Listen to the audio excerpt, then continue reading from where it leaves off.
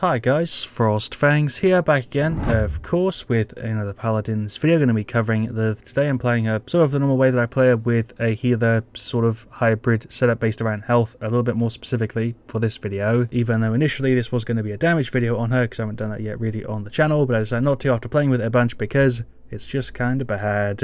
Don't really want to crap on it too much though, because it isn't terrible. Murderous Intent, sort of focusing on damage with Earth, is fine. It's definitely passable. It just isn't really worth a video, and I want to show it off when it's actually going to be something that I could imagine people playing with, because right now I couldn't really recommend it, except for very, very niche situations. Over Maelstrom of Carnage, which is already quite niche, and Cursed Chord is definitely the standard for her by like quite a bit. It's significantly better, I would say, than these two. And yeah, like I said, after playing with it for quite a bit, I don't think I can really turn it into an enjoyable video, so instead I'm going to go for this and focus this video on max health Earth and a way that's actually really quite strong. I do want to first talk about a few gripes I have with the damage setup and things that they could do to improve it. I'm sure if any of you have played her as a damage with sort of that as a main focus and not really healing at all, you'll totally get where I'm coming from. But Sharpened Slaughter shouldn't reduce your ammo to 2, definitely, especially not with the way the reload works, which specifically is really annoying. Basically, when you reload, your aim actually moves. You don't notice it when you've got normal reload speed, but after death rounds 1, 2, and especially 3, it becomes really jarring because your aim is just moving around all the time because you're constantly reloading.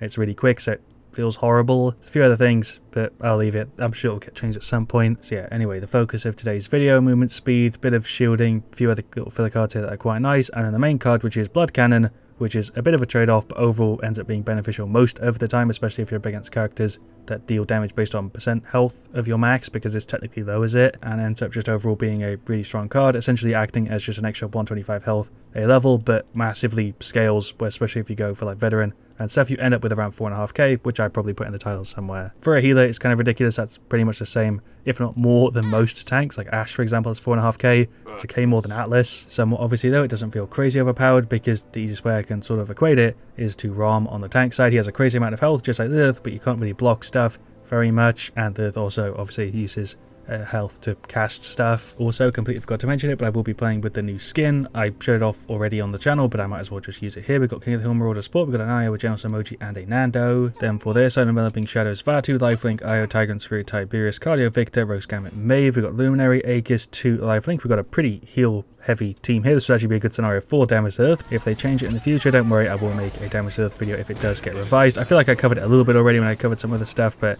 anyway, into game 1. If you're wondering why I avoid saying Lillith so much, it's because I have tongue tie and her name is a pain in the ass to try and say. The effects are really quite pretty. I really did like the skin when I first showed it off. For sure, one of my favorites that we got in this update is just drop down, drop a Q here, blast the Victor a little bit, actually deal a solid amount of damage. That's Russian, I think, in the chat. I can't read it, but feel free to translate, I guess. We'll just get some hits here on the IO. Solid amount of output there. Even as a hybrid, I think on the you do output quite a bit. Also, another reason why it's a great time for me to cover max health is because Veteran technically got buffed a bit with like the potential on it at max, because obviously the percentage went up a tiny bit. The cost did too. Drop the Q here. I guess it's my mouse button because it's what I sort of rebound it to, because using the Q means you can't run left. Definitely something I'd recommend that you do if you play even a tiny bit of Earth. There we go. Drop a right click there for the emoji. She nearly died because she was typing. Again, no idea what's going on there in the chat. Vatu ulted but didn't get a connect there. I think I'm just going to try and run. I'm probably screwed, right? Maybe we can get like an F-slam combo. Fine here. We'll drop another fully charged Q down. The Q isn't really worth throwing most of the time without the fully charged thing on it. Grab a little bit of Haven, throw that up there. Some hits on him. That is a very low Vatu. Morale boost is also really worth grabbing on Earth because her ultimate is kind of crazy. Seems like our Jones is AFK, which is a bit of a shame. If he doesn't come back, we're just kind of screwed, because a 4v5 King of the Hill like this is not going to work. Let's get rid of the IO. Right click to the Nando again. There's a hit for the Vatu. We'll drop the Q just here. See if we can keep the Jones alive. I think he's back, but I'm not really sure. Emoji, you're really low. Not emoji. I can't do names today like at all. I'm getting like all of them like mixed up. There's a right click. I guess he is. He's just playing kind of weird. I don't know. Finish off Nimble.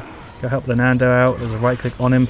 Accidentally threw on the Vatu, which happens all the time, because even though you're going for a full healer setup, it does not prioritize friendlies very well at all. Definitely still stand a chance at this one. It's just a bit of a messy game. There we go. She's out. Hello, Tiberius. You're here. Go for the ultimate. Might have been a bad play, but we're currently, so at 4.5k health. We've been maxed for a little minute now. We'll drop that down here.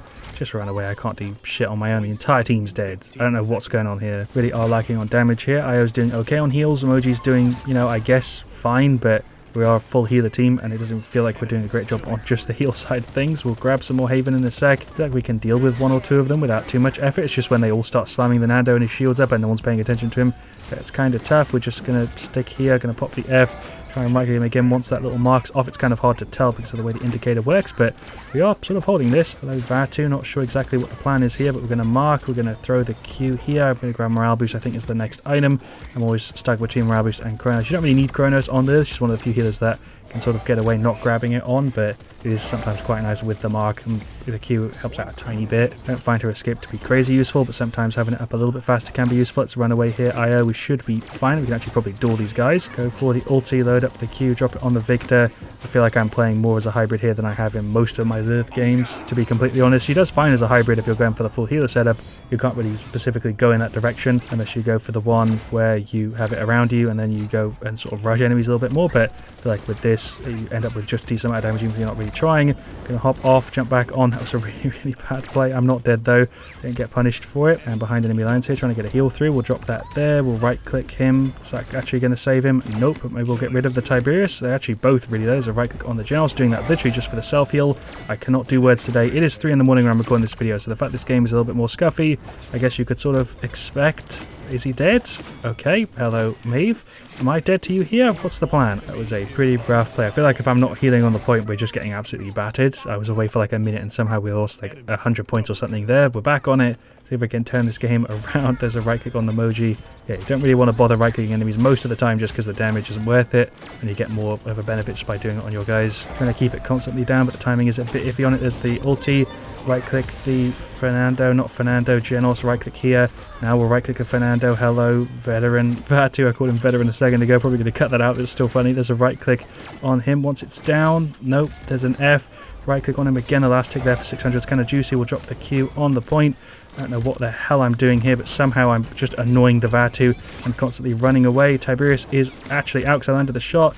Right click over there. Vatu is still on me. This man is having possibly the hardest time imaginable getting rid of me. If that doesn't show you how tanky we are with this health bar, dodging like absolute rubbish there, and somehow we still lived for way longer than we should have. If we recover this game, I'll be really proud of the team. I'm just not too hopeful.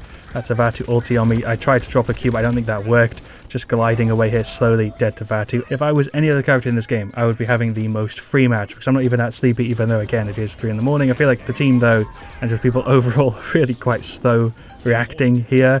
I spawned on the point. Nice. I think our Josh just jumped off the map. I don't think that was on purpose, but it looked like it was. I'll just load that up here. I don't know where anybody is. I just kind of know their general direction.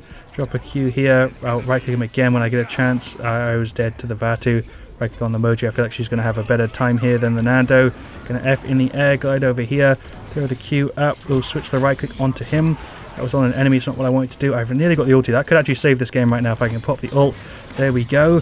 Bit late. Nando died. We'll drop the Q down. Right click the Moji. I guess maybe we're still in this. 390 to 394. I guess we're still in this. Shots on the Vatu. He's on nothing. Moji, please. Where has he gone? I don't know. 397 to 394. I'm going to try and kill the Tiberius to finish it off. There we go. Victory. I'm going to take sole responsibility for that win there because I feel like I was putting in my full effort to turn that into a win for the team. Somehow we recovered it. We should have lost that, to be completely honest, but stats wise there, I don't think I even did that well, but we had top damage and top healing by a long shot, so I feel comfortable saying I carried there. Even though the stat isn't that impressive, it sort of is when you take into consideration the full context there. We played the objective as much as Nando, we dealt as much damage as the Moji, and we healed for more than the entire team X2. That was also a very hefty onslaught, very fitting of the name. I did feel like an onslaught, to be completely honest. We only had 8 deaths, which is way less than pretty much everybody on the team except for the Nando there because of the setup. I wasn't really able to damage very much. I could have done better on a different healer probably. In the hybrid scenario, I think as a full healer Lillith does pretty well, but still isn't one of my favorites. I think as a hybrid she falls down a little bit lower, and as a damage even again below that, but I think there she did work fine. I just think I could have done better on others, but obviously though that's just for me. Their Vatu did a crazy job, was definitely the one meant to carry there. Victor also did really well, even though I didn't notice him that much. The rest of the team is sort of whatever. On our side everybody's doing a pretty messy job, but specifically a few people that have like the Generals really not carrying their weight. But anyway, yeah, there we go. That was a max health Lillith. Very difficult for me to say that. The setup worked really quite well. I hopefully did a good enough job there showcasing that. I couldn't imagine anything better. Thank you so much for watching. Leave a like if you enjoyed. Let me know what you want to see me do next. Let me know your thoughts on this down in the comments. I'll see you guys all really soon, and as always, stay frosty.